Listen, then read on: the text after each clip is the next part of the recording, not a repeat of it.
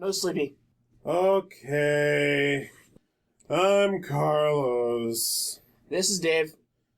Two Fat Guys Talk. Episode... Yeah, this is not one that we prepared for, but... we haven't done a podcast in a little bit. Should probably do a fucking podcast. 74. Nice. What do you want to call this episode? Let's make our own time zone. North Korea, in an effort to distance itself from its apparently Japanese colonial masters, and admittedly Japan did some pretty terrible things to the Koreas in World War II, decided that it was going to make its own time zone. So now North Korea is offset by half an hour from the rest of its surrounding regions because Kim Jong-un is insane. What's the time zone called? It has a name, and it's not as crazy as you might think. It's like North Korean median time or something real sensible. Oh, okay. It's sensible, not like... It's not like Korean Imperial Colonial Freedom Time or something, which would have been a better name. So, is the rest of the world going to actually acknowledge this? Who cares? Those crazy North Koreans. They are pretty crazy. Well, at least the leadership is. They are pretty crazy. And, they're, the second worst in the world in terms of, what's that index I saw? It's, Quality of Life Index, and the second last country in the list is North Korea. Who's last? Eritrea in Africa. Another military dictatorship which is relatively unimportant to the rest of the world, but they basically keep their citizens under big lock and key. So crime is virtually non-existent because nothing is virtually happening. And its citizens are pretty much destitute and poor and fearful of the government at all times, much like in North Korea. The only difference between Eritrea and North Korea is that Eritrea does not threaten to blow up its surrounding neighbors every once in a while. This has been your lesson on worst countries in the world to live. We think we got it bad here in Canada with our obscene data plan prices and horrible costs on electronics, and my God, Stephen Harper, holy shit. But really, it could be worse. We could live in Eritrea.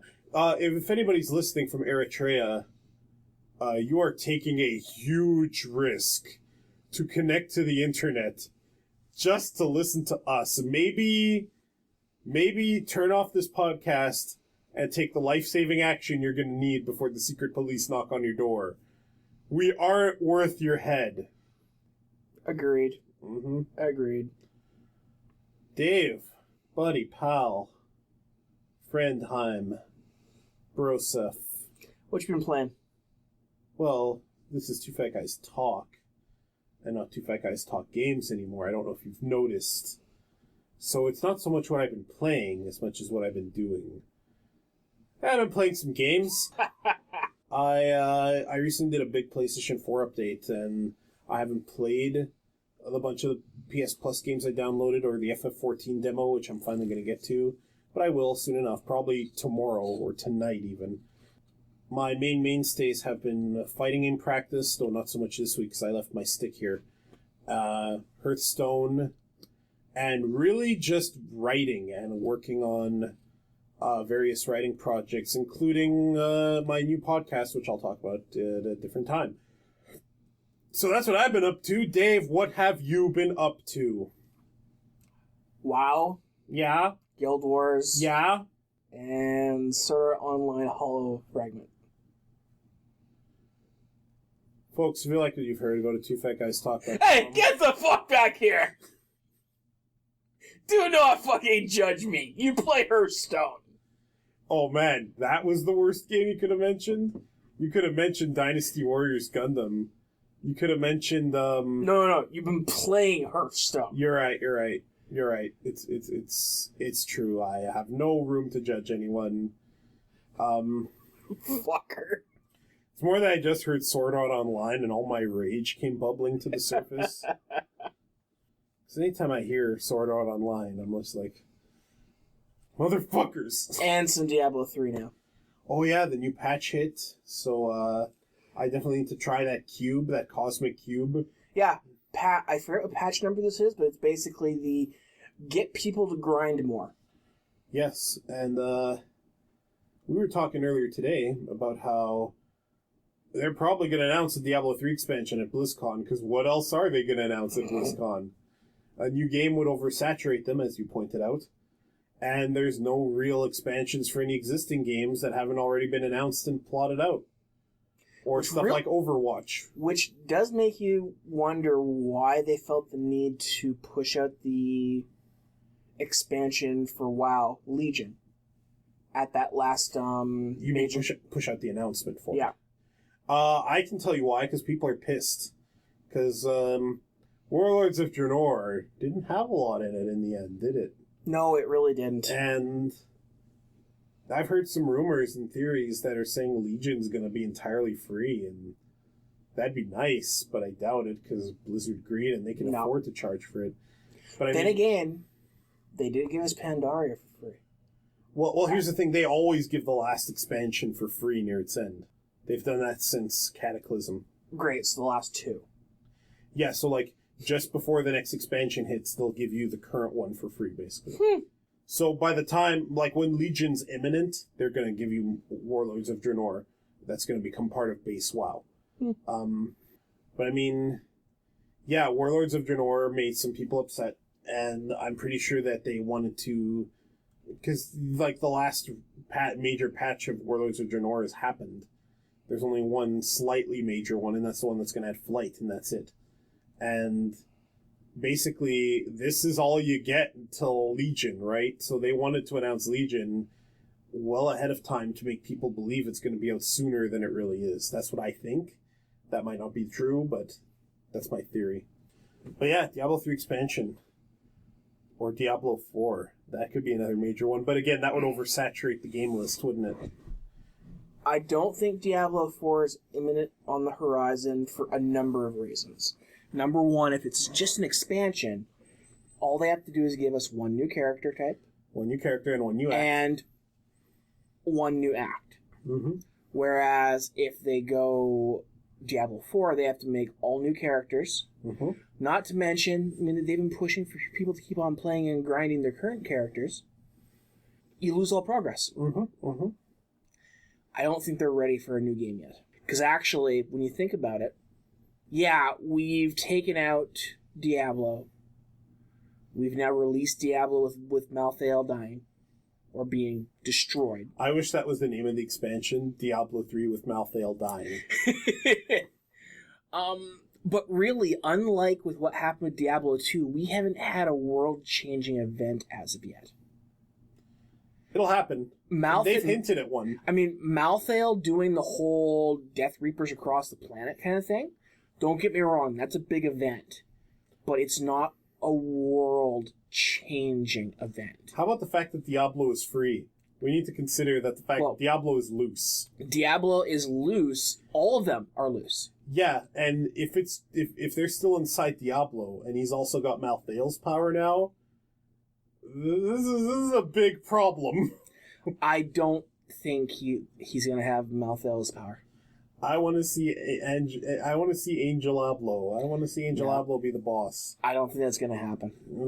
But it would be cool. It would be cooler than if you just fight all the evils separate again. Who cares? We've done that before. We've literally fought every one of the 7 evils apart. Who cares anymore at this point? It's like fighting the Skeleton King again. Yeah. Yeah. So, I'm going to... Or the Butcher. Yeah.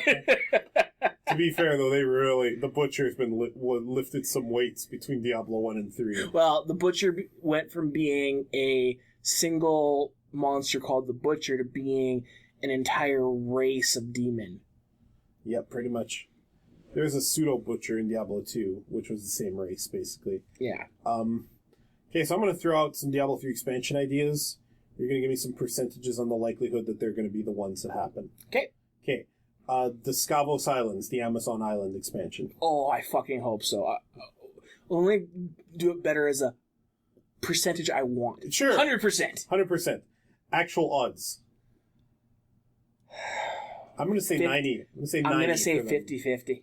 Because they hinted at it in the post-game. Yes, but they also dropped notice of the swamps that held the major religion in Diablo 2.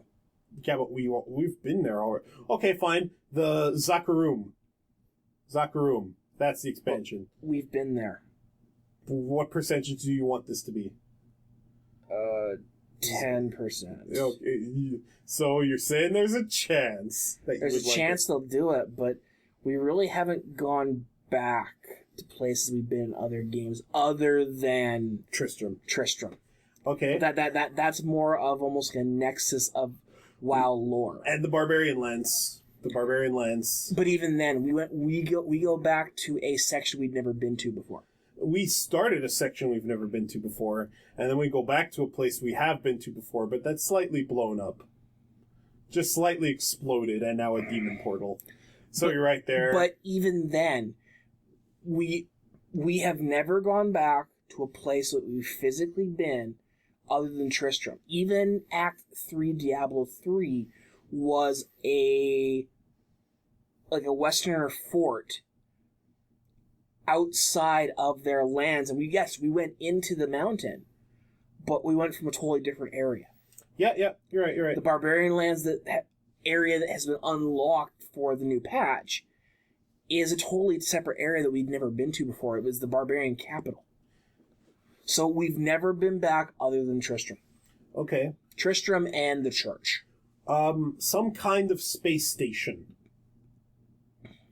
Would be cool. I'll say 90% for what? I'm going to say -5 for chance. Okay. Some other planet entirely. Some other world. A Draenor, if you will. Not actually Draenor. As cool as that would be, I'm going to say 0 for chance. Simply because there's enough lands that they've shown us in the map to avoid them having to go to other planets. Because once you start bringing other planets in, I mean, yes, StarCraft has had a space Tauren guy on one of the maps, and you've had different little Easter eggs back and forth. But then you start merging Diablo, World of Warcraft, and StarCraft, and we don't need that. To be fair, you have gone to other worlds in Diablo. Hell is another world. Heaven is another world. And Pandemonium is another world. Actually, you're wrong. No, they are. No, the designers of Diablo mentioned these are planets in that universe. No, planes of existence, not plants. They said planets. I've got the lore books. The lore books blow. Blizzard lore is malleable as Eridar Paladins. Okay, last one. Time travel. Future or past? 0 and 0. Okie dokie. So no going back and crushing the Diablo 1 butcher under your feet. No. No going back and playing through Hellfire. Oh, that would be a nice call out to Sierra. They would never justify I know. They'd have... Though a monk is now a playable character, so... But it's not the same monk as Sierra introduced. It's not Sierra's broken monk. It's not... And it doesn't even have the same lore. The monk there was from a completely different sect, so... Alright, chances of new classes. Amazon. Want, 100%. Mm-hmm. Chance, 60. Druid. Oh, you're being mean now. Druid. Want, 75. Chances, probably around 25. Some kind of space marine. 0 and 0. Some kind of pirate. 100 and 0. Okay. I also don't want to see a necromancer back. That was going to be the next one I was going to mention. What else do we got? Nobody liked the assassin. If they did actually put... No one liked the assassin. Fuck you! Plus, we've got the demon hunter. We have the demon hunter, which is basically the assassin with bows. So, and the monk is basically an assassin without the assassin clothes. Yep, and monks and barbarians are pretty much paladins, except crusaders still came back. So we got to keep that in mind. Necromancers. If it is on the Skull's Islands, though, I would say the chance of it being Amazon is very high. If it's in the Amazon homeland, it's going to be the Amazon. Which means you'd have bow and arrow, and you'd have, hopefully, javelin. A javelin built. You know what kind of class I'd like to see? So the way that the Crusader is sort of related to paladins, but not quite paladins, they have some paladin abilities and some of their own. And the same way that... the D3 Barbarian is not quite the D2 Barbarian. They have their own abilities and they have some shared. I would like to see an offshoot of Necromancer that is part of the same order, but is melee focused. Some kind of order of the Necromancers that like to mix it up close and personal. If you remember that old Diablo clone made by the guys who eventually did Torchlight Mythos, which lasted all of Never. One of the classes I really liked was the Bloodletter. And the Bloodletter was basically a physical warrior, but they had like weird necromancer skills. They could like shoot blood bolts and summon blood demons and stuff. It would be cool to see a Bloodletter type of class where they had some shared necromancer stuff, like they could summon a blood golem. Blood would be their theme. They could summon a blood golem like the necromancer. They could summon certain curses and maybe even stuff like Bone Spike and Bone Spirit, but they wouldn't have some of the like skeleton summoning and other minion summoning. They've had some of their own stuff. Basically, a priest of Rathma who is melee focused, who likes to mix it up close, but still has some necromancer staples. That way, it's not the necromancer, but like the Crusader, it is kind of a shade of old with a bit of new. Yeah, and see, I'm all kinds of meh on that. I'd actually rather prefer if they actually added in kind of like a prestige pathing for your characters, so that you could go into different areas with the old characters. Introduce new mechanics. Give more abilities, give more bonuses. So maybe you could turn your demon hunter into a melee badass versus just relying on... I don't think you need prestige paths for that. I think, on the console version at least, you need to give demon hunters back the ability to equip melee weapons. Because not every skill they have needs a bow. There are melee builds on the PC version for Demon Hunter. You can't do them on console because for some reason you can't equip a bow. That you can't equip a melee weapon. Let's be honest here, though. Even when you equipped a melee weapon on PC, you still shot. Yeah, you turned from a long-range character to a mid-range character. You had to use grenades, you had to use the knife throw, but with the various strengths and virtues you could get from a melee weapon, that might actually work. And that's the thing. That's one entire segment of build that is missing from Demon Hunters on console, and that I don't like. It's like how some of the classes that could equip bows on PC can't on console. Why? This is bothersome to me. Why can't I make a ranged barbarian? I can make a ranged barbarian, but I can't make a bow shooting barbarian. Didn't even realize this was a thing. Like, in that case, maybe the answer is Demon Hunters just need a few more melee abilities. Because you can add more abilities and just equip them as you need them. Yeah. Here's a game that you can't suffer too much ability bloat in this, like in, say, an MMO, because you're limited to how many active skills you have. It's okay for them to throw a whole bunch of skills at you. Maybe you won't use them all. As it is, with all the ability to customize different abilities you've got already, you can't use half of them. Mm-hmm. So I'm fine with adding more diversity to the game. I still like the idea of a melee necromancer. I kind of hope an expansion gives us 2 new classes, the same way that Lord of Destruction gave 2 new ones. Blizzard is pretty lazy these days, though. I know, but I personally would like to see the Scavos Islands an Amazon and this Bloodletter type character. That would make me happy. That, I think, would give me a lot of diversity for content and for trying new characters, I think. Just having one new character is a little underwhelming. And Blizzard will argue, oh, we need to take 17 years to balance because we suck. And we can't balance at all unless we have 17 years. And even when we're done, it still sucks. And we still don't go and have some introspection about our shitty design process. Fuck you, Blizzard. Like, if they're gonna make their own time zone, why only half an hour off? Why not a full hour so that they're not all fucked? And we're back to North Korea. So here's some big news. There's a new Amiibo announced. Shovel Knight. Yeah. Shovel Knight's gonna be in Smash. I bet you anything. Sure. That's unexpected. Ryu's in frickin' Smash Brothers. Yeah, but Capcom has representation in that game already. Don't care. Ryu's in there. Shovel Knight being in there doesn't surprise me. Nintendo is at least trying to diversify the amount of characters they have in Smash Brothers. But Shovel Knight I wouldn't be surprised if we have Shovel Knight in Mario Kart. Here's the thing about Shovel Knight. This is not a Nintendo staple. Like, yeah, okay, we've had Snake in fucking Smash Brothers, but that was partly because Hideo Kojima asked for a favor. And here's the other big thing. Shovel Knight's biggest exclusives have been on PS4 and Xbox 3 and Xbox One.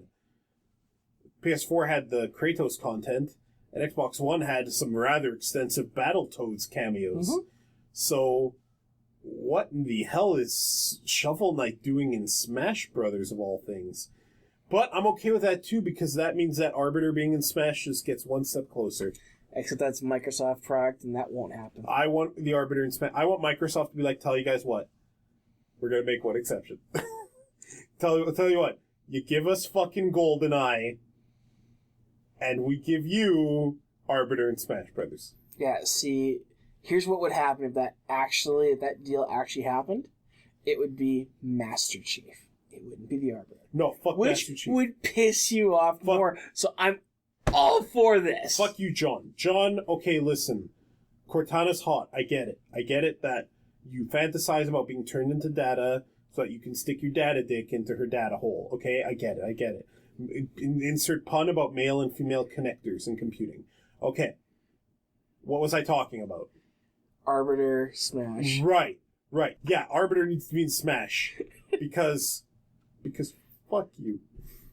And I say fuck the Arbiter. But the Arbiter's so much cooler than every other Halo character. Sure. No, sorry. When Nathan Fillion voices a character, he's better. Look, I'm not shitting on Buck, but he's no Arbiter. Buck, Arbiter couldn't freaking wash his laundry. What does that even mean? He sucks. And so do you. Well, this is the part of the podcast where we just rumble for a few minutes. Halo 5. Xbox One. We doing this yet? Sure. Seeing as we both have to have our own frickin' copy and our own Xbox Ones. Slight obstacle to this. I don't have an Xbox One yet. Neither do I. And I'm probably not going to buy one for the foreseeable future. There is, however, a sweet bundle on Xbox One and Surface Pro for like $1,200. Yeah, so what? Are they charging $11.99 for the Xbox One and $1 for the Surface Pro?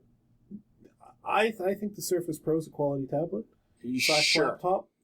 And unlike a lot of other things with Windows pre-installed, there's not going to be a bunch of bloatware because it's right from Microsoft. It's got Windows on it. It's already bloatware. You like Windows. I like what Windows lets me do. More and more, I'm very glad I didn't install Windows 10 off the bat. Windows 10 has many features which are a drastic improvement to 10, or sorry, to 8. To Windows 9 that doesn't exist. Yeah, to Windows 8. But for a person who has 7, there's not too many new advantages going to it other than DirectX 12. I kind of hope that the next version of Windows is called Windows 9. They can't do that. They literally can't do it in their code. I know, but I don't care. I hope that the next version of Windows is Windows 9. So you're hoping that much like every other iteration of Windows, every second one sucks. That seems to be Windows 11 is going to be garbage. We all know this. But there's not going to be a Windows 11. No, Windows 11 is going to be garbage. We all know this. They're doing exactly what Mac is doing. Windows 10 is it. There'll be Windows 10... The next major iteration of Windows 10 will be Windows 10 Lemon. That'll be orange. They're going to name them after citrus fruits. It's just hilarious. The first thing that came to my mind for the first fruit would be lemon. Okay, technically a red pepper is a fruit, right? Yes. What about water? Water's a fruit, right? Windows 10 water? Windows 10 waterfall. Anyway, that's what they're doing to mirror what Mac OS is doing. Yeah, but even OS 10, it's not going to be OS 10 forever.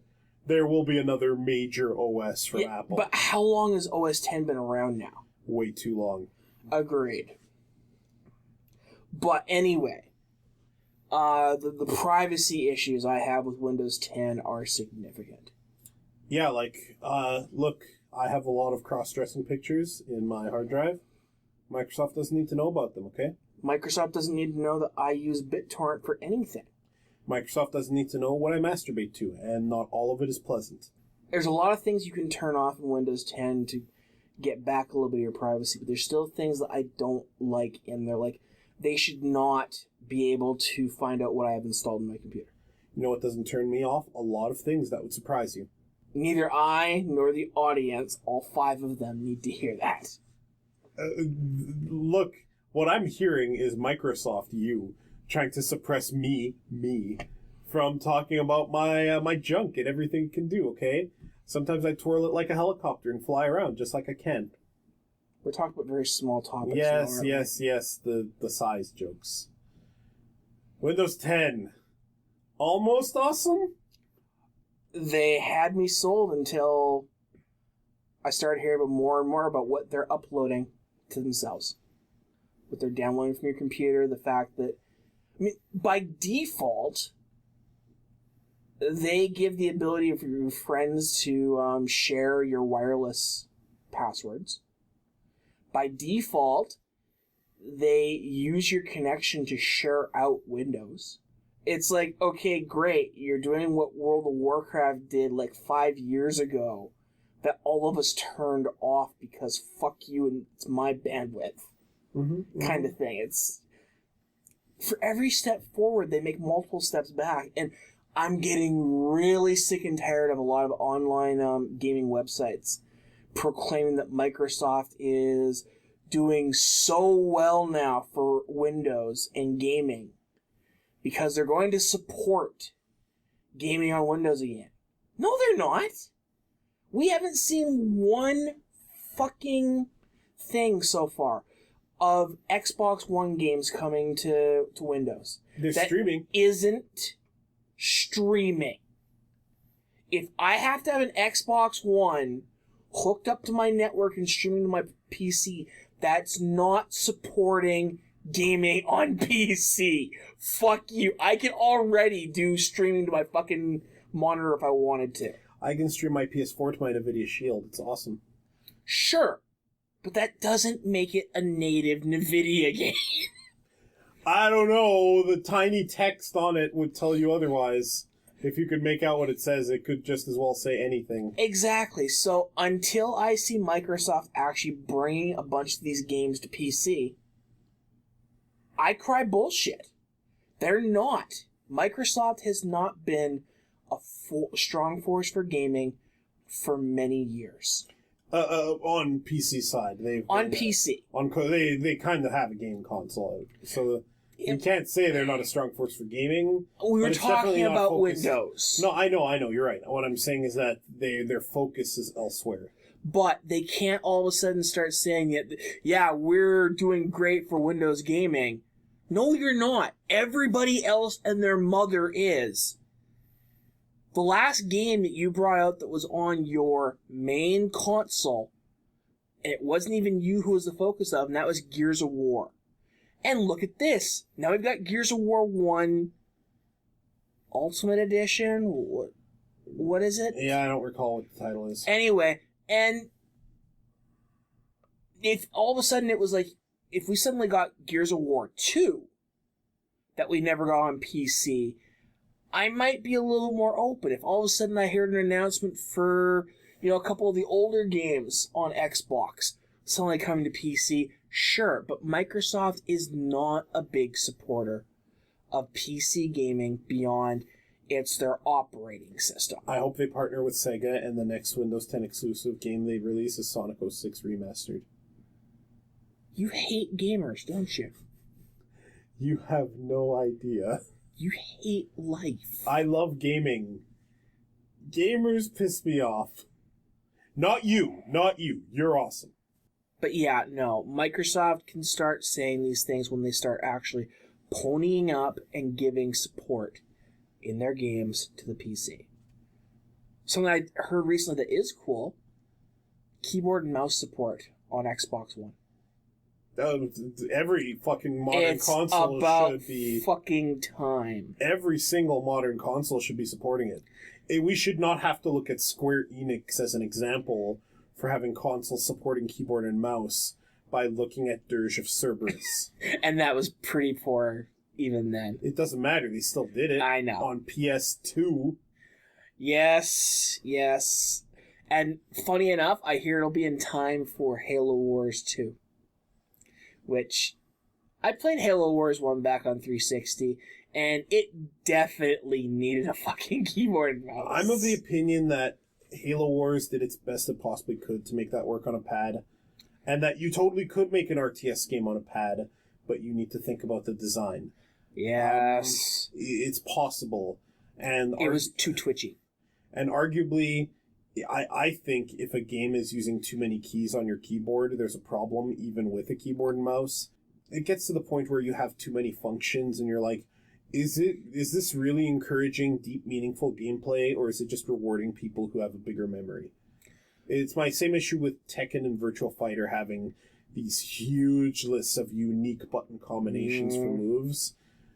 But here's the thing, I kind of better understand the fact that while Ryu might have 3 strength of Hadouken, they're all the same motion, they're just a different button each. Yeah. That's a little easier for me to wrap my head around.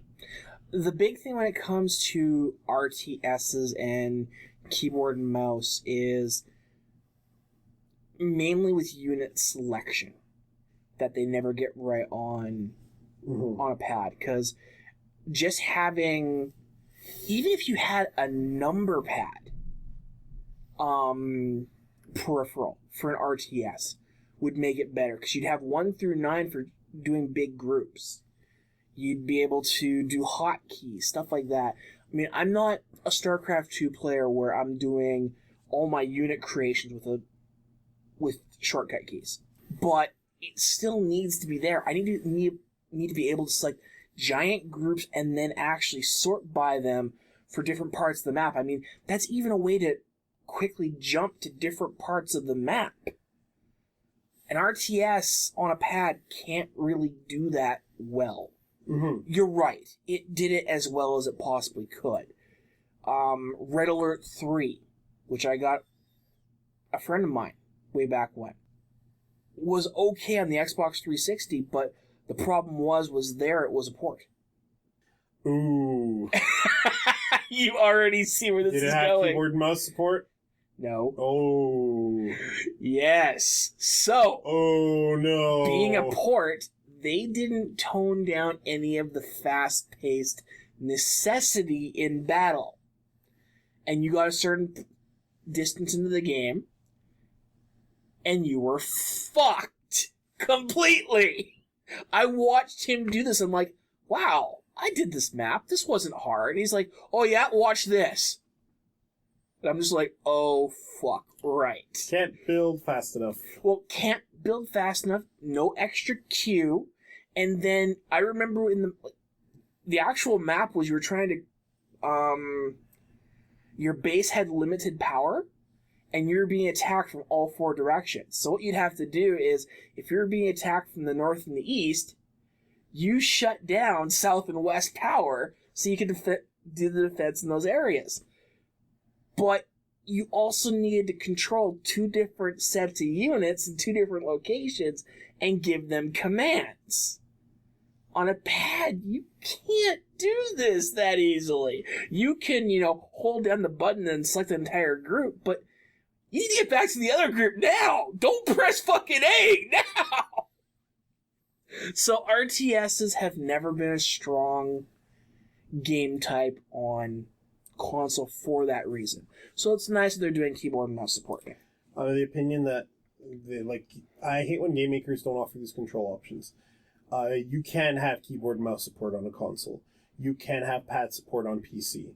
If Diablo 3 on PC let me play on gamepad from day one, I would have never bought the console version. Because playing Diablo on a pad is so comfortable and so good, and there are hardcore elitists that are like, you can't be as good as with a keyboard and a mouse, and they're on crack cocaine because there are different advantages and disadvantages. That's more akin to using a joystick versus a pad in a fighter. Diablo can benefit from keyboard and mouse aiming, but it can just as well benefit from your ability to directly move your character. Okay. So, now, as you know, I like the console version of Diablo 3. Period. Yep. However, there are certain things which I do miss from the old keyboard and mouse controls. Things like a number of your wizard abilities. Being able to pick exactly be able to pick within millimeters of where you want that spell to hit. Your mine ability for your demon hunter, being able to do the same thing. You do miss a number of the pinpoint accuracy finesse of the console, and that's the only place I will agree with a PC person that they find it better on PC because they can do these things. But here's the thing. The console version and the PC version have become two very different creatures. Well, here's the other thing. I still wish you could play cross-platform among them because, okay, yeah, in that one example, the keyboard and mouse is superior. But there are a couple of instances where the gamepad is superior. Being able to directly control your guy is a big deal. You don't get that. You have to kind of relatively click. And the same thing that controls your movement also controls your aiming. Yes. In keyboard and mouse configuration. That is not the case on pad. I think you should be allowed to play either version with whatever control scheme you want. But you do know why we can't. It's not just that, our abilities work a little bit differently, but we get less guys on the screen that are just a little more powerful. Like you do a side-by-side comparison. Maybe the PC version should have that too. Maybe it should have more guys that are less powerful. And maybe the PC version should use the console version's superior inventory system and do away with that garbage grid. I'm not going to argue that. In that way, the PC users have gotten fucked. Because we have just, 60 slots, period. Not 60 slots that I now have to do Tetris. I'm going to play Tetris with my inventory. And I especially hate it in Diablo when you make a line of stuff and it disappears and you end up having half some armor and your potions are gone because you made a line. Huh? I made a Tetris joke, Dave. Oh, okay. Sorry, I didn't get it. That much is clear. But I mean, yeah, there are some cases when you need one controller type over another. It's just like playing a fighter on a keyboard. It's doable, especially with something like Rising Thunder. But using a key stick, like a hitbox, a joystick that's just buttons, would automatically be better because those keys are placed in better places. So, I mean, that's one example where the keyboard is not the superior controller. And even then, I have played people at tournaments who brought keyboards in. And not all of them lost to me. Let's put it that way. I mean, seeing as we're talking, controllers now. I mean, we've talked about this in the past. Way Our back. very first episode Yeah. was game controllers. If there was a Kirby's Avalanche or a Tetris Attack competition, and you could bring your own controller, I would bring a keyboard. That's fine. So Puyo Pop or Puzzle to Pawn. Because that's what these games were originally. Because I am much faster on a keyboard than I will ever be on the pad, and I proved that years back on emulation. Oh, for sure. And those games don't need diagonals. It's like everybody's like, well, I want to use the controller. I'm like, here you go. Eventually, the friends I was playing with, they're like, okay, no, you're using the controller. We're using the keyboard. I'm like... Did you promptly give them a middle finger and said to stop being a scrub? No. And then throw them in the corner and not let them escape? No, we switched off. That's scrub talk. They should have brought their own keyboard. They were coming over to my house. I was quite fine supplying the controllers. And I was fine with them trying to give me a handicap and giving me the controller. I still won. I've shown you high-level Tetris Attack play, right? Oh, God, yes. Tetris Attack at high level is pretty broken. It is. Puyo Pop at high level is still competitive, but I suck at it, so I hate it. See, here's the thing about Puyo Pop. Pop, but go on. Well, Kirby's Avalanche, I'll call it. Or Dr. Robotnik's Mean Bean Machine. 2 skilled players will basically be building the exact same combo, and it will be whoever gets it off first. This is kind of why I wish that Tetris puzzle or that Tetris Puyo Pop game came out here. The one that got one player can play Tetris, the other can play Puyo Pop. Absolutely. And that actually works. Yeah. Like Tetris combos throw blocks on their side. And I would totally have played that. But that's something I noticed, and that's why I stopped playing Kirby's Avalanche and went to Tetris Attack. Is that you could pause. We would pause it right near the end just as we were about to trigger it, and literally our screens would be identical. We had gotten to that point. You're talking about Kirby's Avalanche now, yes. Right? Okay. And, yeah, because Tetris Attack doesn't do that. But here's the thing, even in high-level Puyo Pop play, I have seen that sometimes people will trigger their combos early because it'll throw garbage and mess the other person up. So that's an example of strong intermediate play. Intermediate players generally will do the best option. An advanced player will sometimes not do the best option because it counters other advanced options. It's the same reason why a beginner against an intermediate player should always lose, but a beginner against an advanced player will sometimes dominate until they're figured out. Yeah. Because some of those beginner tactics actually work. It's just the intermediate player has shunned all of them because they're too concerned about doing what's technically correct. Yeah. And then they lose because of that, right? But yeah, it was sometimes funny. It's like pause and look at each other. It's like, wow, we actually mirrored this giant, 50-link kind of combo. It's like, okay, who's going to trigger this first? Unpause. Go for it. That's why I like fighting games. If you really were thinking ahead like that, then you'd repeatedly just hit each other and trade, or you'd clash in the games that support it. Yeah. But yeah, controllers, consoles. You know what else is controllers and consoles? We have two women in 2 separate fighters have been announced, returning characters in each of their respective series. Both of them characters who are very fan servicey, but also characters who, in the character themselves, are trying to be as part of their character. And that is one Jam Curadoberry from Guilty Gear, who's coming back to Xrd, and one Rainbow Mika, who is coming back to Street Fighter V. Yeah, the restaurant owner and the big boob chick. Both of these characters, when I saw Jam's art, I'm like, wow, she is really, really putting the assets out there. But Jam has always been about that. Because you think about that, Jam has always used her body to allure people. This has been a thing. She's also a known pedophile, so watch your little boys around her, seriously. However, she's still nowhere near the level of Big Boob Ninja from Street Fighter or Capcom vs. SNK 2. Mai? Mai. So from King of Fighters. Yeah, Mai from SNK. The thing about Mai is that... Mai's a a fan service character taken to almost the extreme. Mai is there to push units. But even then, the type of ninja archetype character she is supposed to be alluring as a distraction mechanism. So I guess with Mai, I can forgive it a bit more than I can with... Whatever helps you sleep at night. For an SNK example of where that's used obscenely and obsessively is Yuri.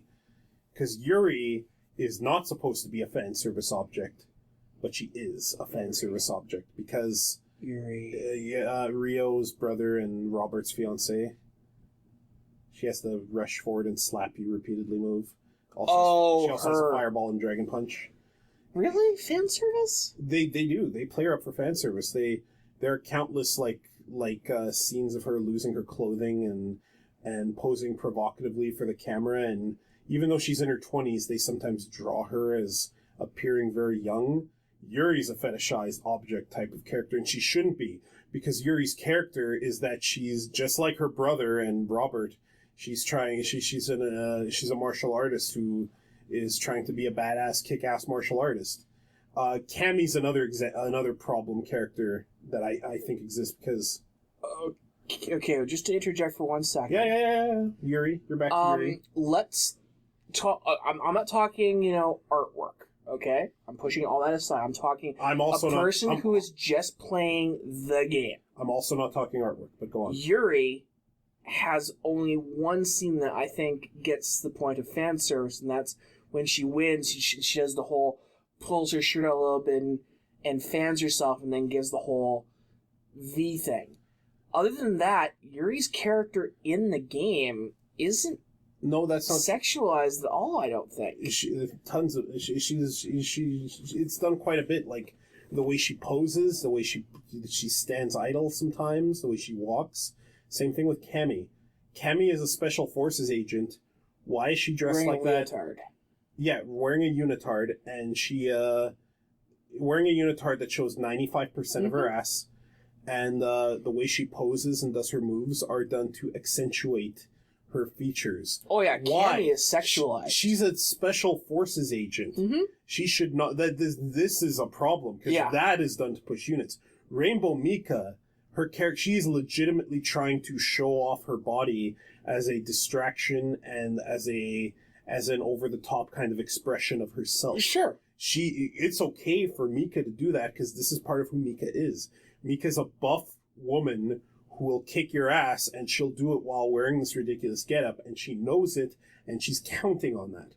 She's a wrestler, so yeah, I get that, I buy that. But out of the characters we've mentioned so far, Cammy would be the one that is probably the worst because she has no reason, followed for me by Mai.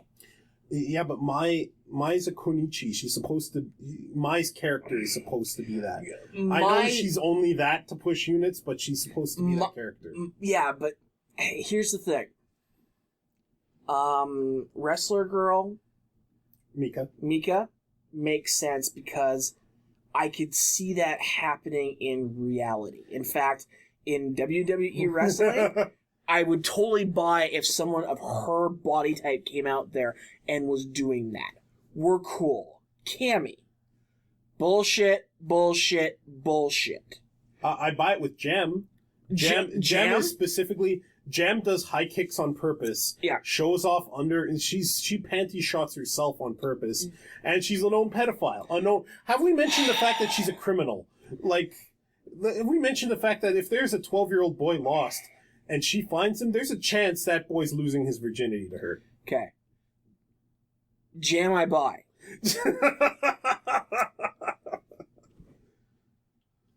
Cammy is nonsense.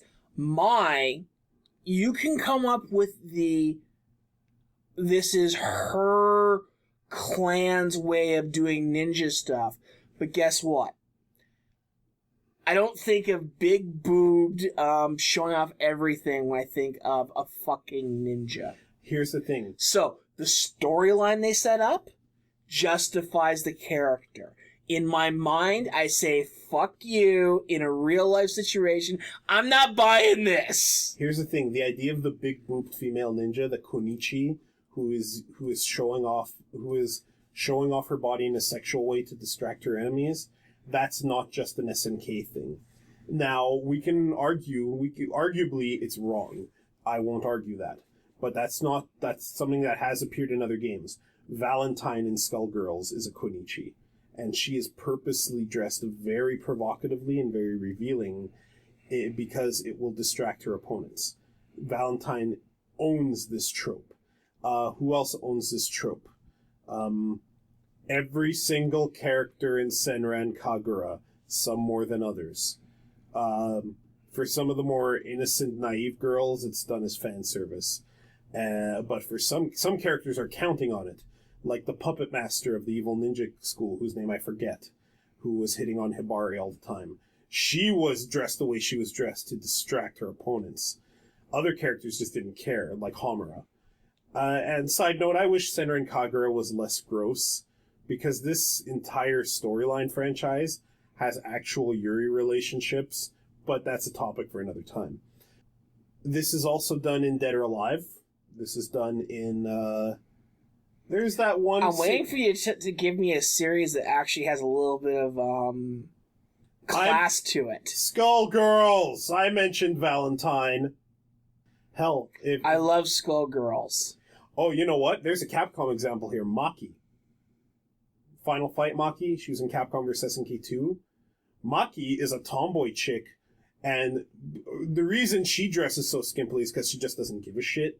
She has no body taboo issues, so she doesn't give a flying fuck if you can see every single thing about her, if she leaves nothing to the imagination. She wears a skimpy outfit and running shoes, for Christ's sake. She does not care. But this is a trope. This is a trope, and I think that's the difference. Chun-Li is supposed to epitomize class. She is dressing the way she does out of tradition, and she fights the way she does out of some... It's supposed to be a combination of traditional fighting and of effectiveness. Chun-Li is not supposed to be a sexualized object. Unfortunately, sometimes she is, but she's not supposed to be. Usually Capcom's pretty good with Chun-Li. Rainbow Mika, she's supposed to be that because she's counting on it. This is part of her character. It's not part of Kami's. It should not be part of Yuri's, but in far too many cases, Yuri is played up for fan service hardcore. And the difference here is that she doesn't want it. Her character does not want to be, like, in that one win pose in Capcom vs. SNK 2 when she's fanning herself and her top comes unloose. She's still wearing the leotard under it. She's not revealed, but she's immediately covering herself up, embarrassed by it, which is purely meant to pander to gross fetishizing dudes who love to see women being shy about their bodies. Like, this is done with SNK characters as well. The only SNK character I can think of who it's not done with is King. And King is awesome. What the fuck were we talking about again? Right, Jam. So Jam assaults children, okay? And we're done on that, for fuck's sakes. We, and the audience gets it. Move on.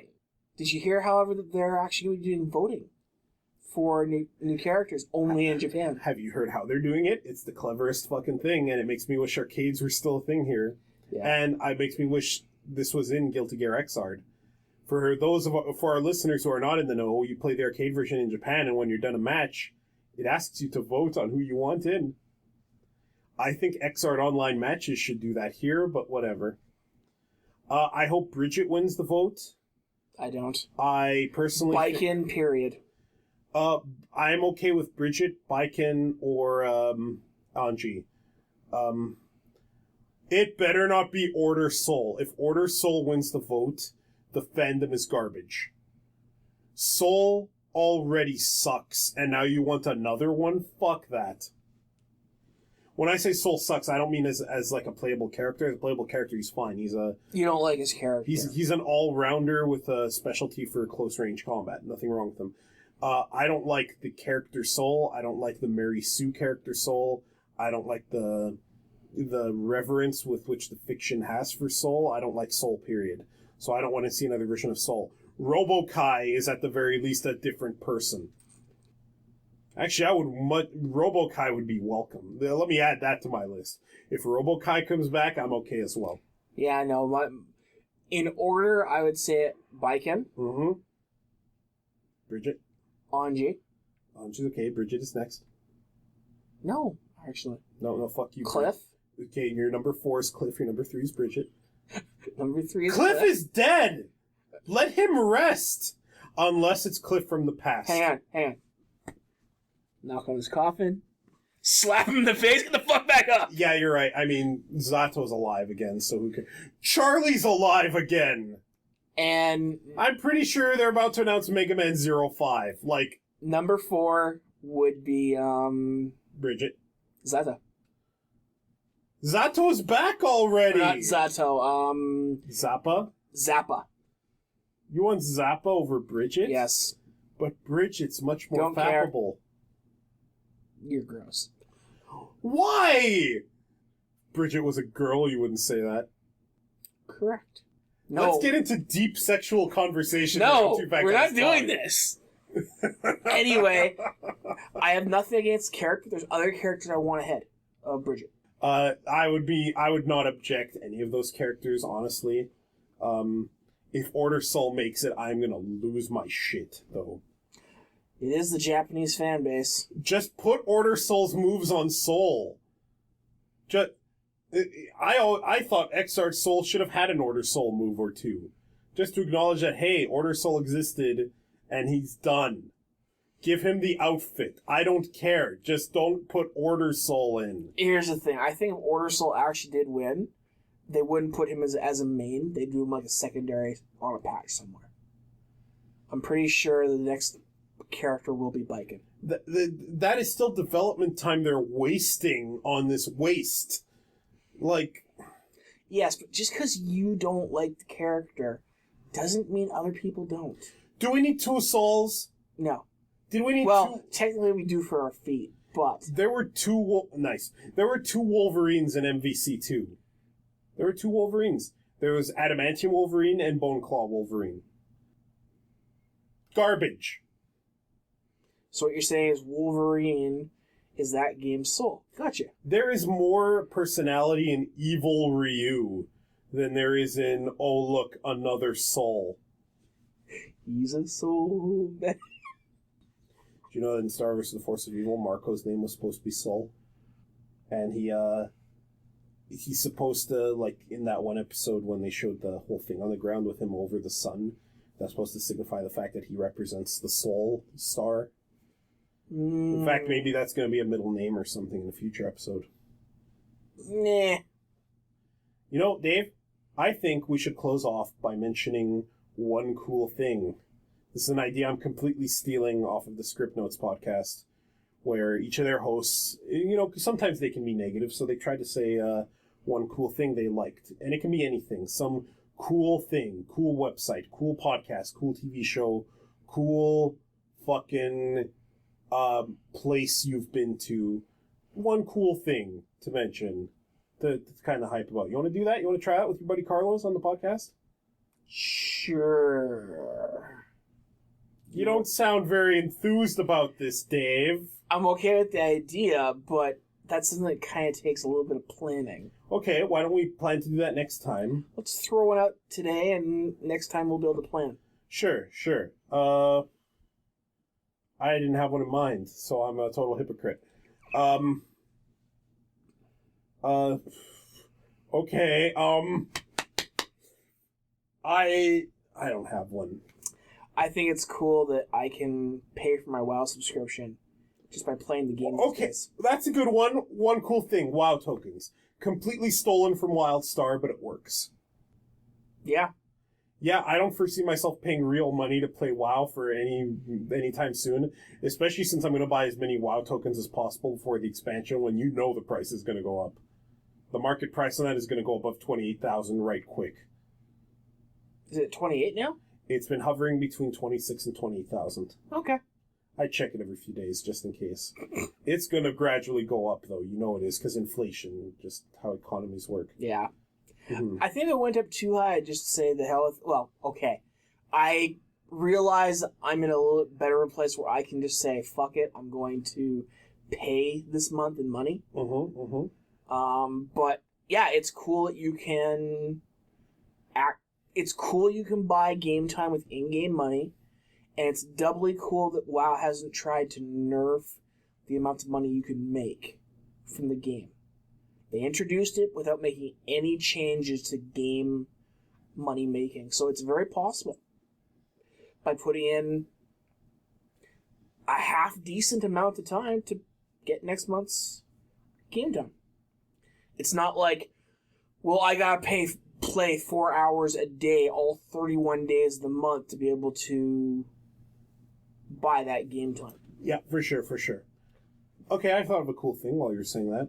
I'm going to shout out someone I follow on Twitter and on YouTube, Andrea Ritsu, at Andrea Ritsu, Ritsu.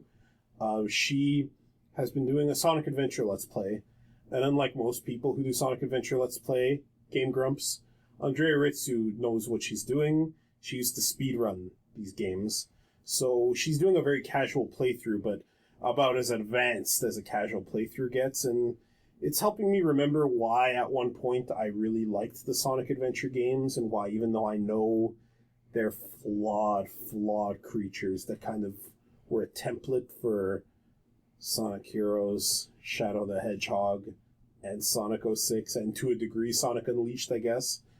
But her playthrough of Sonic Adventure has been very informative, the way she describes the mechanics of the games and the occasional shortcuts she shows, even on her very casual playthrough. It's been just a joy to watch. So, at Andrea Ritsu, look it up through her Twitter, because I don't remember her YouTube account off the top of my head. That's my one cool thing. Fair enough. I like one cool things. What do you think of one cool thing? I think one cool thing we'll have to stick with. Okay. Dave, are we done? I think we're good for now. Okay, folks, thank you so much for listening to us. I am your co-host, Carlos, and this is my co-host, Dave. Dave, tell the people about how you're a co-host. I exist. I'm here and we're using my equipment. You should listen. Well, no, you're using part of my. Yeah, we're using our equipment. The mic is mine. Don't you dare. It was. It is a Yeti non-pro, because Yeti Pros, I've gone through 2, they suck. Yeti non-pros are the way to go. Shoutouts to Yeti for making a good non-pro mic that is cheaper than the pro piece of garbage. You just had bad luck. Really bad luck. Folks, thank you for listening to us. TwoFatGuysTalk.com is your home on the web for more of this. You can also find us on iTunes. Just look for Two Fat Guys Talk. You can find us on TuneIn Radio. I forgot we actually submitted to that. We've been on there for a while. We were actually known under our old name, Two Fat Guys Talk Games. I'm currently in the talks with them to get that fixed. But if you just search for Two Fat Guys Talk one way or another, you'll find us. Since I got my podcast approved on Stitcher, I also used that to submit ours to it as well. So with any luck, you'll be able to find us on Stitcher. You could always have found us on Pocket Cast. That's another one I kept forgetting to mention. Just if you have that app, look for us, you'll find us. Did I already do the joke where I talk about how we're on other planets and just keep, okay, I've done that. Okay, yeah, so we're not going to do that then, because that's just going to get old. Dave, you got any plugs for yourself? Nope. You don't check your Twitter at all anymore, do you? I regularly check your Twitter to see if there's anything I can retweet from the Two Fat Guys Talk account, because generally I use that account to also promote what we do, no matter what. I had to take a step back from Twitter for a while because not only was I seeing way too much stupid starting to be posted from the few people I do follow and the people they follow, but it just... If Twitter disappeared tomorrow, I wouldn't care. I don't blame you. Keep in mind that by plugs, they don't even have to be podcast related. They can be anything. Anything you're involved in online. I got nothing to plug right now. Okay. Well, I'll plug my podcast, Tales from the Orbis Ethereum, ORBISAETHERUM.com. It's a serialized narrative podcast, ongoing, narrated by me. What the fuck are you laughing at, Dave? Nothing. It's go time. Folks, we'll wrap this up because I'm going to have to kick David in the cock. Our joint Twitter is at 2FatGuysTalk. My Twitter is at HandsomeFatMan. His is at TheDudeHack, though he never checks it. Still, I'm going to have to punch you in the dick. Much like how The Undertaker did to Brock Lesnar, just going to kick you in the dick repeatedly. And call it out very obviously in the middle of the match so that everyone around can hear it.